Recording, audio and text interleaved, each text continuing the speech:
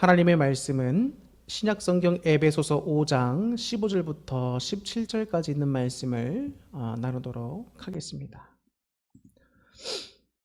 에베소서 5장 15절부터 17절 말씀을 봉독해 올립니다. 그런즉 너희가 어떻게 행할지를 자세히 주의하여 지혜 없는 자같이 말고 오직 지혜 있는 자같이 하여 세월을 아끼라. 때가 악하니라. 그러므로 어리석은 자가 되지 말고 오직 주의 뜻이 무엇인가 이해하라. 오늘은 지혜 있는 자 같이 하여라고 하는 제목으로 여러분들에게 말씀을 전하도록 하겠습니다. 여러분 한 주간 잘 지내셨습니까? 어떻게 지내셨나요? 여러 가지 많은 일들도 있었겠지만 하나님의 은혜 가운데 잘 살아왔습니다. 여러분들도 그와 같을 줄로 믿습니다. 언제나 하나님의 도우심과 하나님의 평안이 여러분과 함께 하기를 주님의 이름으로 축복합니다. 오늘 우리가 에베소서에 있는 말씀을 나눠보려고 합니다. 에베소서에서는 먼저 교회가 왜 중요한가, 또 교회가 어떻게 있게 되었는가를 먼저 우리에게 설명을 해주죠. 여러분, 교회는 어떻게 해서 생겨나게 됐을까요? 교회는 사람들이 물질을 모으고 헌금을 들여서 그냥 지어진 건물일까요? 에베소서에서 바울은 우리에게 분명히 말씀해 줍니다. 이 교회는 어떻게 생겨나게 됐는가? 창세 전부터 하나님의 섭리와 뜻과 계획에 따라 하나님의 구원사 속에서 창세부터 구약부터 지금까지 하나님 뜻에 따라 이 교회를 만드셨다는 겁니다. 그리스도의 보혈의 피 위에서 이 교회를 만드셨다는 거예요. 하나님의 계획 가운데 창세전부터 구약시대와 신약시대를 거쳐서 지금까지도 하나님은 이 교회를 뜻 가운데 세우시고 주님의 일을 교회를 통해 해오셨고 지금도 해가고 계시며 앞으로도 해가실 것이라는 것이죠. 그렇기 때문에 이 교회에 대한 중요성은 이루 다 말로 표현할 수 없는 것입니다. 단순히 교회는 건물이 아니고 또 사람이 만들어 놓은 조직체가 아닙니다. 하나님의 구원의 역사 속에서 주의 뜻을 이루는 교회로 세워져 있기 때문에 교회는 소중한 것이고 중요한 것이지요. 이런 교회의 머리가 누구라고 표현하고 있는가? 바로 예수 그리스도라고 말씀해 주고 있습니다.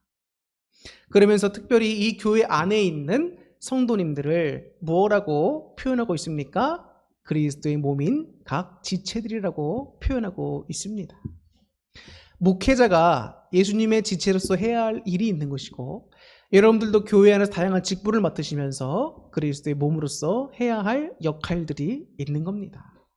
그래서 우리가 서로의 역할을 존중해 주면서 함께 그리스도 안에서 하나가 되고 주님께서 맡겨주신 일들, 또 우리가 함께 주의 성도들로서 감당해야 될 일들을 함께 협력해서 하는 것이 중요한 것이지 서로 누구의 직분과 누가 하고 있는 일이 더 중요한지를 따지거나 논할 필요도 없고, 또 교회 안에서 내 의견이 관철되지 않는다고 해서 실망할 것도 없습니다. 주님의 뜻이 우리를 통해 이루어지면 되기 때문에 굳이 내 뜻이 아니어도 되는 겁니다. 그래서 우리가 교회에서 신앙생활 할 때에 내 뜻대로 내 마음대로 안 된다고 여러분 실망하거나 속상해하지 마시고 주님의 뜻을 기억하시고 생각하시면서 교회 안에 하나의 공동체 일원으로서 주의 몸의 하나의 지체로서 그 역할을 다 해주시고 하나 되어주시기를 주님의 이름으로 부탁을 드립니다. 특별히 이 에베소서는 이제 복음이 어떻게 해서 유대인들을 넘어서서 이방인에게까지 전파될 수 있었는가, 그리고 구약 시대에는 유대 민족에게만, 이스라엘 민족에게만 그 구원이 속해 있었는데 어떻게 해서 이 구원이 예수 그리스도를 통하여 이방인에게까지 확장될 수 있었는가를 설명해 줍니다. 예수 그리스도를 통해서 이제는 복음이 유대 장벽을 넘어서고 이스라엘 민족을 넘어서서 모든 민족에게 다 전파되게 되는 것인데, 우리가 사도행전을 살펴봤지만 여러분 사도행전에서 이제 그 사도 바울 사도 바울이 이제 또 그 스데반 집사 죽이는 현장에 같이 있었고, 또 스데반 집사가 유대인들로부터 돌에 맞아 죽으면서 이제 본격적으로 사도들이 흩어지게 되고 믿는 자들이 흩어지게 됩니다. 그러면서 복음이 점차 이 유대를 넘어서서 사마리아까지 가게 되고, 또 바울이라고 하는 인물을 통해서 그 사마리아를 넘어서서 저 유럽까지도 복음이 확장되어져 가게 되죠. 그리고 그 이후에 많은 주의 믿는 자녀들이 생겨나게 되면서 이제 뭐 로마에도 교회가 생겨나게 되고, 다양한 지역의 넓은 지역에 교회들이 생겨나게 됩니다. 그러다 보니까 이제 교회 안에는 유대인들만 있는 것이 아니라 유대인을 넘어선 다양한 민족들, 이방 민족들이 교회 안으로 또 들어와서 예수님을 믿는 한 형제 자매가 되게 됩니다. 그러면 그 교회 안에 들어온 형제 자매들에게 어떠한 교인으로서, 성도로서, 하나님의 자녀로서 어떠한 삶을 살아가야 하는가, 이런 교훈이 또 에베소서에 잘 담겨 있습니다. 그러면서 특히 오늘 본문에서도 말씀해 주고 있지만, 지혜 없는 자 같이 하지 말고 지혜 있는 자 같이 하라고 나와 있습니다. 지혜 없는 자 같이 하지 말고 지혜 있는 자 같이 하라. 교회의 중요성을 설명하고, 또 복음이 어떻게 이방인에게까지 확장되는지를 설명하고, 또 그리스도의 머리인 교회와 또 그 안에 있는 우리 성도들을 그리스도 몸의 한 지체로서 표현을 하고 있고, 더 나아가 뭘 말씀해 주고 있다고요? 주의 자녀된 성도들이 어떻게 생활을 해야 하는가를 말씀해 주고 있습니다. 특별히 오늘 본문에서 뭐라고 말씀하고 있다? 지혜 없는 자 같이 하지 말고 지혜 있는 자 같이 하라. 오늘 본문에서 보면 지혜 없는 자와 지혜 있는 자를 대조시키면서 말씀을 해주고 있지요. 지혜 없는 자는 그럼 어떤 사람입니까? 지혜 없는 자. 지혜가 없는 자는 세상을 사랑하고 세상을 추구하는 사람입니다. 오늘 우리가 읽은 이 에베소서의 본문의 말씀 전후를 살펴보면 그 내용이 명확하게 나오게 되는데, 세상을 사랑하는 자는 어떠한 모습으로 나타나는가? 거룩하지 않은 모습들로 나타나게 됩니다. 그 거룩하지 않은 모습 가운데는 여러 가지 환락을 추구하는 모습과 거짓말하는 모습과 또 술 취함과 방탕함, 이런 다양한 세상에 주는 즐거움과 쾌락에 빠지고 그것을 추구하며 살아가는 것을 말하지요. 물질에 대한 욕심도 빠질 수 없고, 주님을 경외하지 않고 자기가 세상에서 원하는 욕구들을 다 충족시키려고 추구하며 살아가는 삶들, 그런 사람들을 뭐라고 표현하고 있는가? 지혜 없는 자라고 표현하고 있습니다. 지혜 없는 자. 그럼 지혜 있는 자는 누구인가? 지혜 있는 자. 여러분, 잠언에 보면 참으로 지혜로운 자가 어떤 사람이라고 말씀해 주고 있습니까? 여호와를 경외하는 자. 여호와를 경외하는 것이 지혜의 근본이다.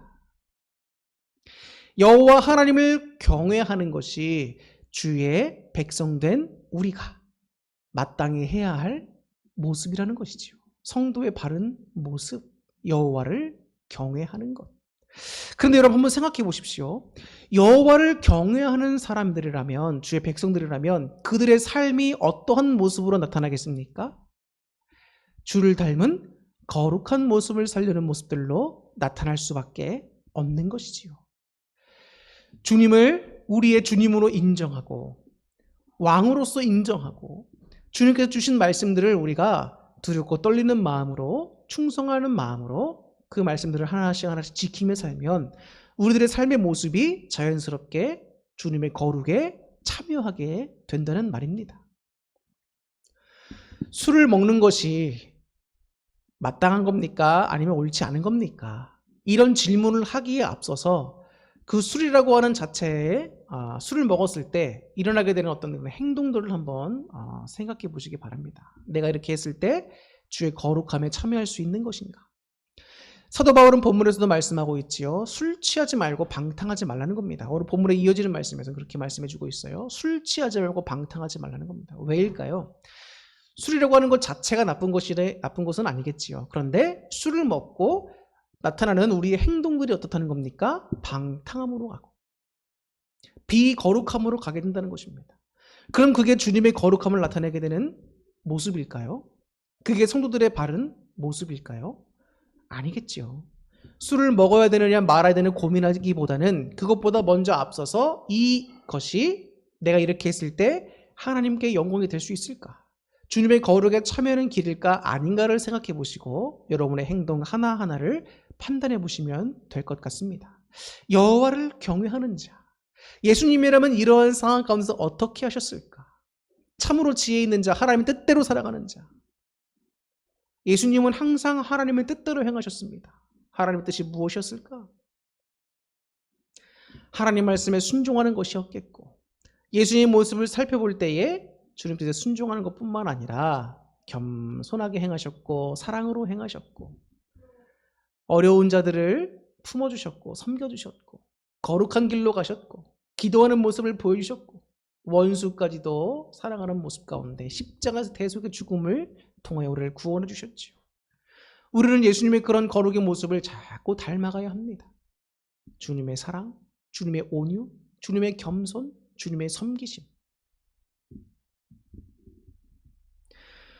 주님의 거룩을 생각할 때 우리 삶에서 맞닥뜨리게 되는 실질적인 여러 가지 문제 가운데 많은 고민들이 사실 해결되게 됩니다. 선택의 기로에 항상 놓이죠. 내 욕심은 이걸 하고 싶은데 주님의 말씀은 이렇게 하라고 말씀하십니다. 고민하죠. 그런데 우리는 그 속에서 고민하다가 항상 괴로움과 낙심에 빠질 때가 있습니다. 주님께서 하신 말씀을 따라가자니 다 못 지킬 것 같고 너무 힘들고 그렇다고 내 저격적인 마음대로 가자니 이것도 마음이 편하지도 않고 그 사이에서 갈팡질팡하면서 많은 신앙인들이 괴로움을 겪습니다. 신앙을 유지해야 되나 말아야 되나 좌절하고 있는 자신의 모습을 보면서 굉장히 실망하고 힘들어할 때도 많습니다. 이것이 오늘날 저와 여러분들의 모습이 아닌가 한번 살펴봐야겠지. 살펴보나 마나 분명히 여러분들도 그런 괴로운 고민에 빠져 있을 수도 있습니다. 저도 그랬고 여러분들도 그럴 수도 있고 사실 우리가 예수님을 믿는다고 했을 때 가장 어려운 게 뭡니까? 기도 잘 못하는 문제도 어렵겠지요. 성경을 잘 못 읽는 문제도 어렵겠지요. 예배에 잘 참석하지 못하는 문제도 어렵겠지요. 그런데 여러분 정말 다 표현할 수 없을 정도로 다른 사람들에게 다 말로 표현할 수 없을 정도로 여러분들이 힘들게 하는 게 뭡니까? 실제 삶 속에서 어떻게 하나님 말씀대로 살아갈 수 있을까? 여러 가지 삶의 문제들 앞에 하나님의 신앙을 지키려고 하는 그 모습들, 그 문제들 아니겠습니까? 다양한 삶의 환경 가운데 어떻게 내가 주님 말씀 따라 살아갈 수 있을까? 나라고 하는 사람은 부족한데 내 마음에 두 마음이 있는데 나는 정말 소망이 없는 사람인데 항상 이 고민에 빠져 있잖아요. 주님께 회개를 한다고 하지만 똑같은 죄를 또 범하는 건 마찬가지인 거고 나는 이거밖에 안 되는데 다 그런 생각을 하며 살아갑니다. 그런데 여러분 그 가운데서 우리가 누구를 자꾸 의지해야 할까? 머릿속은 알아요. 근데 마음속으로는 안 되는 경우도 많습니다. 너무 마음이 낙심되고 힘들면 하나님의 말씀이 때로는 나를 옥죄는 그런 뭐랄까요? 구속하는 말씀처럼 느껴질 때도 있습니다. 그런데 여러분 우리들의 마음을 자꾸 악한 영에게 내어주면 안 됩니다. 악한 생각들에게 내어주면 안 됩니다. 마음을 지키고 우리의 생각을 지키고 하나님께 나아가는 일에 우리가 주저함이 없어야 합니다. 예수 그리스도의 그 용서하심의 은혜가 얼마나 귀한 은혜인지를 매일 깨닫게 됩니다. 매 순간마다 깨닫게 됩니다. 하나님이 여러분들에게 한 번이라도 그런 말씀 하셨습니까? 아이고 넌 또 그런 죄를 짓고 또 왔냐? 이건 지겹다. 여러분 하나님께 그런 말씀 들어본 적 있으십니까? 주님 앞에 회개기도하러 갔을 때 하나님께 그런 응답 받아보신 적 있냐고요? 하나님은 절대 그렇지 않으십니다. 저는 참 하나님의 그 신실하신 그 우리를 언제나 변함없이 그 사랑하시는 그 신실하심이 얼마나 감사한지 몰라요. 그 사랑이 얼마나 감사한지 모릅니다. 우리가 어떤 모습으로 온다 할지라도 하나님 앞에 주님하고 죄송하다는 고백하며 나가면 하나님은 그 사랑의 마음으로 품어주시고 용서해 주십니다. 그리스도의 보혈의 피로 우리의 모든 죄를 다 씻겨주시는 거예요. 얼마나 감사하고 은혜로운지 모릅니다. 내가 똑같은 죄를 또 짓고 와도 내가 부족한 모습으로 주님 앞에 와도 하나님 죄송합니다. 잘못했습니다. 그럼 주님께서 우리를 위로해 주신다고요. 용서해 주신다고요. 그리고 하나님은 우리에게 소망을 주십니다. 여러분, 우리에게, 자신에게, 사람들에게 왜 소망이 없습니까? 내 힘과 내 능력으로는 다 하나님 뜻대로 살 수도 없고, 내 힘과 내 능력만으로 나 자신을 다 변화시킬 수가 없습니다. 근데 하나님은 우리에게 믿음을 요구하세요. 믿음을. 이게 참 중요한 겁니다. 믿음을 요구하십니다. 주님, 저는 지혜 없는 자 같아서 하나님을 경외하지도 못하고 제대로 신앙생활하지도 못하고 세상의 정욕과 쾌락과 여러 가지 환락을 추구하고 살고 물질에 대한 욕심으로 가득 차 있고 내 안에 교만으로 가득 차 있고 도무지 나는 소망이 없습니다라고 생각할 수 있어요. 좌절로 나가망할 수 있습니다. 그런데 하나님께서 말씀하십니다. 나를 의지할 때 너를 변화시킬 나를 믿어라. 우리를 온전케 하시는 이 예수님을 우리는 자꾸 바라봐야 합니다. 제가 이번 한 주간도 묵상하면서 자꾸 그런 말씀 하나님이 주시는 거예요. 너를 온전케 하실 예수를 바라봐라. 온전케 하실 예수를 바라봐라. 목사로서 서 있다 보면은 여러분 참 마음이 힘들 때가 많습니다. 우리 성도님들을 설교를 듣는 입장에 있지만 목회자들은 설교를 하는 입장에 있지요. 그냥 특별히 요즘 같은 시대는 다 온라인 유튜브를 통해서 뭐 가지 않아도 다양한 목사님들의 많은 설교를 성도님들이 다 듣습니다. 근데 그 듣는 건 참 좋습니다. 그런데 어떤 일이 자꾸 발생하게 되냐면 자꾸 목회자들을 평가하게 됩니다. 이 목사님은 참 설교가 좋다. 저 목사님은 왜 설교가 저 모양이냐. 이분은 이렇게 이런 모습이 훌륭한데 근데 왜 저 목사님 또 저렇게 하실까? 우리 목사님은 또 왜 이럴까?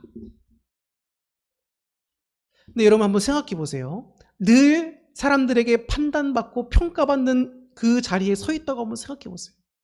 그럼 어떻게 될까요? 그 부담감 때문에 이루로 말할 수가 없지요.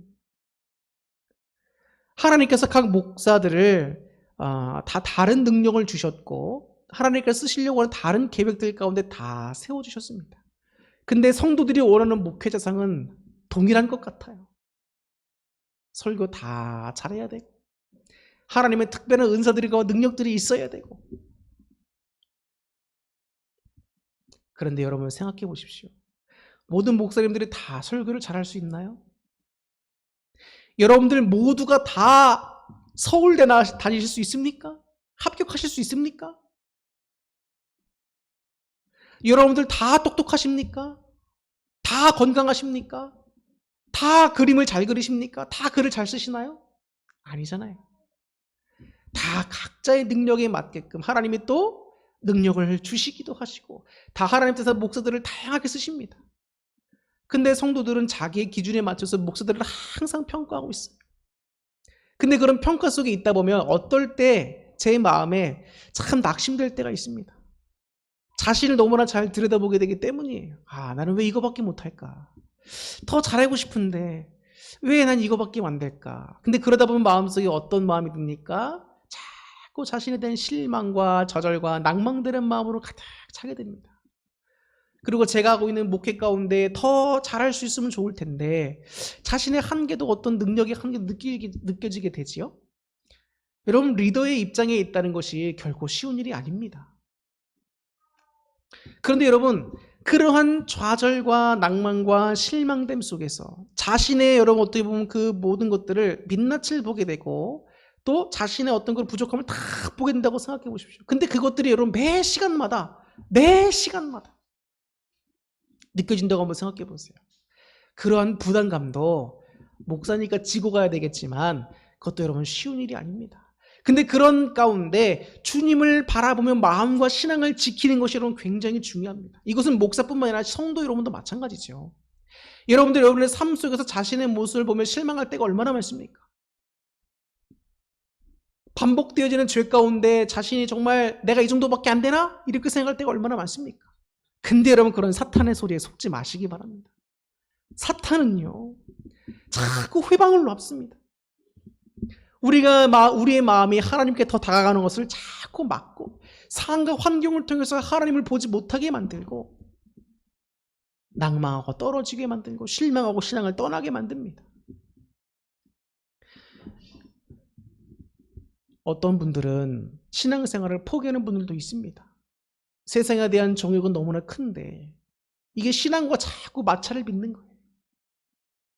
근데 정욕대로 따라가자니 너무 마음은 또 괴로운 것 같고, 신앙을 따라가자니 내가 내 생각들을 포기해야 되니까, 욕심을 포기해야 되니까 그것도 쉽지 않은 것 같고, 그럴 바에는 차라리 내 기쁨을 찾아가자라고 하시는 분도 많고 다양한 분들이 있지요. 그런데 여러분, 예수님께서 오늘 우리에게 말씀하십니다. 첫 번째는 뭐라고 말씀하신다 그랬지요? 지혜 있는 자 같이 하라. 여호와를 더욱더 경외하고 여호와를 더욱더 의지하고 주님의 거룩함에 참여해야 합니다. 그리고 두 번째는 뭐라고 말씀드리고 있지요? 우리를 온전케 하실 예수님을 자꾸 바라봐야 돼. 우리의 시선을 자꾸 자신이 아니라 자꾸 예수님께 둬야 됩니다. 사도 바울이 얼마나 고민을 했으면 내 마음에 두 마음이 있다고 말하잖아요. 그 대사도 바울도 여러분 힘들었다고요. 힘들었어. 자신의 속 생각과 하나님의 거룩한 생각과 자꾸 부딪힐 때, 그 여러분 또 그 사도로서의 입장에서 얼마나 더 괴로웠겠습니까? 본을 보여야 하고 주례를 감당해야 하고. 여러분, 사도 바울이 감당했던 그 일이 여러분 쉬운 일입니까? 우리가 왜 대사도라고 부릅니까? 그가 감당했던 일, 하나님께 순종했던 일, 그 신앙을 지켰던 일, 그 모든 일들이 다 본이 되기 때문 아니겠습니까? 똑같은 성질을 가진 사람인데 왜 안 힘들었겠냐고. 근데 사도 바울이 항상 이야기합니다. 이 사망 몸에서 나를 건질 자가 누구냐? 오직 예수 그리스도밖에 없다는 겁니다. 예수 그리스도. 자꾸 예수님을 바라봐야 돼. 낭망되는 마음 쪽으로 자꾸 가려고 하지 마시고 마음과 생각을 지키고 자꾸 주님께로 바라봐야 됩니다. 주님은 모든 걸 하실 수 있잖아요. 그 주님이 우리를 온전케 해주신다고 말씀해주고 있는데 왜 우리는 주님을 믿지 못합니까? 아브라함이 하나님의 명령하심을 따라서 자신의 100세에 얻은 아들 이삭을 제물로 바치려고 산으로 갈 때에 그의 마음에 여러분 얼마나 고민되고 낙심되는 것도 많았겠습니까? 3일 길을 걸어가야 하는데 여러분 생각해 보세요. 100세에 얻은 아들이라고요. 얼마나 귀합니까 그 아들. 근데 하나님이 아브라함의 믿음을 시험하고 마음을 시험하기 위해서 그 아들을 제물로 바치라는 거예요. 단번에 그 일을 행했으면은 얼떨결에 할 수도 있었겠지요. 근데 3일을 걸어가야 되는 겁니다. 그 목적지까지 가서 그 아들을 제물을 드리려면. 그러면 3일 동안 걸어가는 그 길 동안 마음속에 여러분 어떤 마음들이 들었겠습니까? 아브라함의 마음은, 인간적인 마음은 아들을 드리고 싶지 않았을 수도 있겠지요. 고민됐겠지요. 그런데 하나님 말씀에 순종하는 그의 신앙적인 면에서는 하나님 말씀에 순종해야 된다. 또 두 마음이 부딪혔겠지요. 그런데 우리가 아브라함을 왜 위대한 믿음의 조상이라고 표현하고 있지요? 하나님이 왜 그렇게 인정해 주셨지요? 그럼에도 불구하고 그가 하나님을 바라보면서 그 3일 길을 걸어가서 자신의 아들을 제물로 드리려고 하잖아요. 아들을 잡으려고 칼을 들었을 때 하나님께서 말씀하십니다. 아브라함아, 아브라함아, 멈추라는 겁니다. 그 마음을 알았다는 거예요. 아브라함이 뭘 잘했습니까? 하나님 앞에? 뭘 그렇게 훌륭한 사람입니까? 그런 거 아닙니다.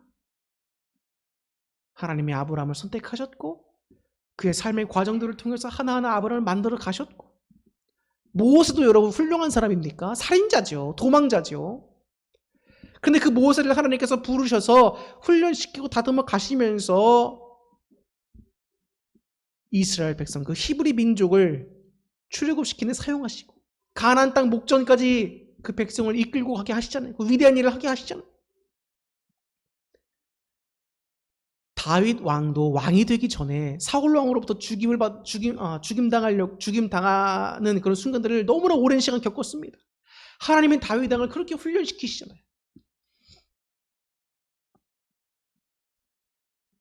솔로몬 왕도 왕이 되기까지 여러분 쉽지 않았죠. 하나님이 쓰시는 사람들 여러분 다 훈련의 과정이 있습니다.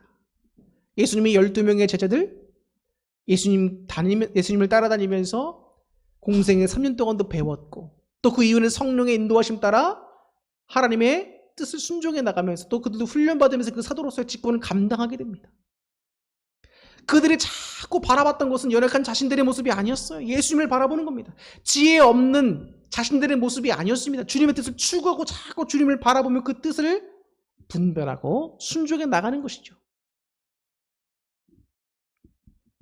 신앙은 여러분, 성숙과 완전으로 가는 여정 가운데 있는 겁니다. 우리 모두는 다 완전하지 못해요. 우리는 모두 다 주님의 은혜 없이는 살 수 없는 죄인들입니다. 그런데 우리는 자꾸 왜 그런 우리들의 모습을 보면서 낭망만 하십니까? 주님이 다 용서해 주시고 받아주시고 새롭게 일어날 수 있는 힘을 주시고 온전케 해주신다고 말씀해 주시고 있는데 우리는 왜 그 말씀을 잘 믿지를 못하는 겁니까? 여러분, 신앙은 인내해야 합니다. 인내해야 해요. 목사님, 저는 어제나 오늘이나 뭐 똑같은 것 같습니다. 변화되는 게 없는 것 같습니다. 더 주님을 의지하고 매달리셔야지, 주님께. 신앙은 여러분 중도에 포기하면 그 사람이 제일 불쌍한 겁니다. 제일 불쌍. 하나님께 헌금을 드려왔는데 하나님께 드린 헌금이 아깝다라고 생각하면 여러분, 그 헌금, 여러분 세상에 나가서 돈 벌려면 얼마나 힘듭니까?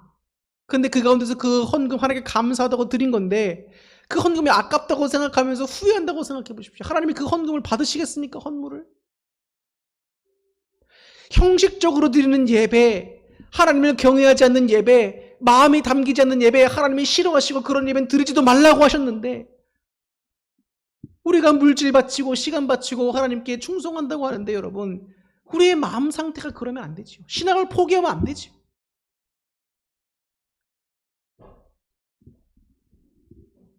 삶에서 자꾸 선택의 기로에 놓이고 힘들고 어렵다고 느낄 때 오늘 주님 말씀, 바울을 통해 우리에게 전해주신 주님의 말씀을 한번 마음속에 잘 새겨보시고 여러분 좀 힘을 내셨으면 좋겠습니다. 지혜 있는 자같이 하여 주를 경외하고 주의 거룩에 참여하고. 이 때가 악합니다. 악하다. 때가 악하다. 때가 악하다는 건 뭡니까? 주님 오실 때가 더욱더 가까이 왔다는 것이지요. 우리는 정신을 바짝 차려야 합니다. 더욱더 예수님을 바라봐야 되는 때예요. 교회에 더욱더 모이기도 힘들고 온라인으로만 예배드릴 수밖에 없는 이런 또 성경 속에서 우리는 더욱더 주님을 바라봐야지. 때는 이때다 하고서는 우리가 우리의 마음에 흡족한 대로 비거룩한 길로 자꾸 나가면 안 되지 않습니까? 여러분 자신을 바라보지 마시고 예수님을 바라보시고 겸손한 마음을 가지십시오. 그리고 예수님의 모습을 닮아갈 수 있게 해달라고 여러분 기도하십시오. 성령님께서 내 안에 충만케 하셔서 주님의 뜻대로 살 수 있게 해달라고, 주님의 뜻을 나를 통해 이루어달라고 여러분 기도해 주시기를 바랍니다. 오늘도 본문 이후의 말씀을 통해서 바울이 우리에게 말씀해 줍니다. 성령 충만함을 받는다는 거예요. 성령 충만함. 술 취함을 하지 말. 술 취함으로 우리를 채우지 말고 성령의 충만함을 받으라. 왜 특별히 술 취하지 말라고 하는가? 당시의 종교적인 제의는 여러분, 신과 어떤 그 접하는 거를 경험하기 어떤 그런 황홀경에 빠지기 위해서 술을 먹고 취했습니다. 그리고 음행을 행하고 환락을 즐기는 것이 여러분 그 제의에 다 속해 있었어요. 사도 바울이 그런 이방 뭐라 그러죠? 그 제의를 항상 봐오던 그 이방인들이 이제 그리스도인들이 되었다는 겁니다. 그럼 그 문화가 예술까지 젖어 있을 수 있겠죠?